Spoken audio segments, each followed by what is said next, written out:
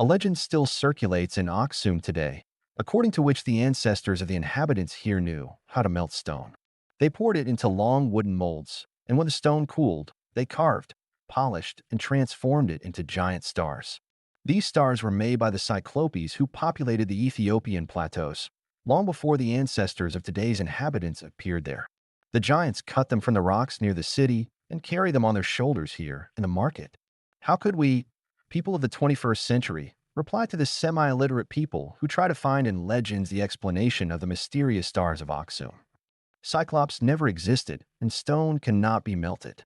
And despite the successes achieved by Aksumology, this important branch of Oriental studies, many aspects of Aksum's past still remain shrouded in mystery, including the main problem of this science: the origin and destination of the huge columns, stars made of blue basalt blocks, which rise in the central square of Aksum or lie along the road, knocked down by time or by human barbarity.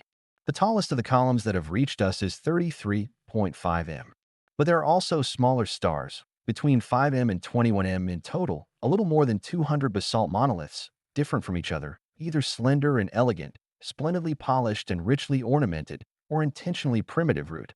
In any case, they are all the result of the titanic work of an entire people. Work done for decades, if we take into account the level of development of technology at that time. But let's go into details. Segai Nebibe, the most famous Aksumologist, states the following: the oral history of Aksum considers that the city appeared since biblical times. At that time, the principal city in the country, which was called Sheba, was ruled, the legend says, by a giant dragon or snake. The same legend also says that he always demanded sacrifices from his subjects, in animals and girls. Among the unfortunate girls who were to fall victim to the tyrant was a beautiful one, loved by the strong Agabus. To save his beloved, the young man killed the monster, and the people proclaimed him king. After him, his daughter, the beautiful Makinda, the queen of Sheba, followed on the throne. The intelligent and cultured ruler became known as the Queen of Sheba. Currently, Aksum has about 5,000 inhabitants, of whom 1,000 are monks. No one could imagine today that Aksum was once the center of one of the most powerful states of antiquity. One of the few pieces of information about Aksum, as well as about most cities in East Africa, is provided by the famous Periplus of the Erythraean Sea, the oldest piloting manual of antiquity, which has survived to our times, written around 60 AD.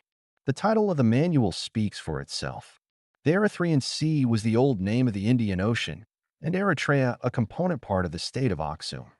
A state that left behind grandiose architectural monuments, work with a technique that continues to be an enigma to us today, which conquered vast territories, controlled both banks of the Red Sea, and had a powerful fleet.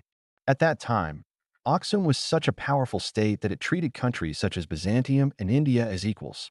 This fact is also confirmed by the Arab historian Mani, who in the 3rd century AD mentioned in his writings that in his time there were 4 great empires: Aksum, Babylon, Rome, and Egypt. Aksum owed its fame and wealth to its religion and its very powerful army. It had countless palaces and churches on its territory, which aroused the amazement and admiration of numerous foreign travelers attracted by its beauties. They enjoyed fame throughout the world. This is the era in which the grandiose stars appeared in the great African capital. They were monuments erected to honor the army. In terms of size, only Husuni Kubwa from Kilwa and the famous Zimbabwe rivaled Takamariam.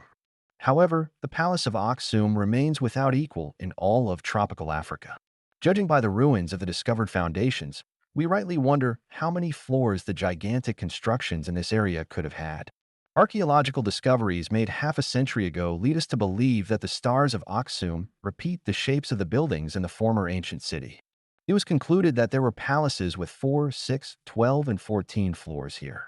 The stars reproduce, on a reduced scale, one floor of theirs having 2 m all the details of the palace. One floor could measure 2.8 m, so a palace with 14 floors was approximately 40 m high.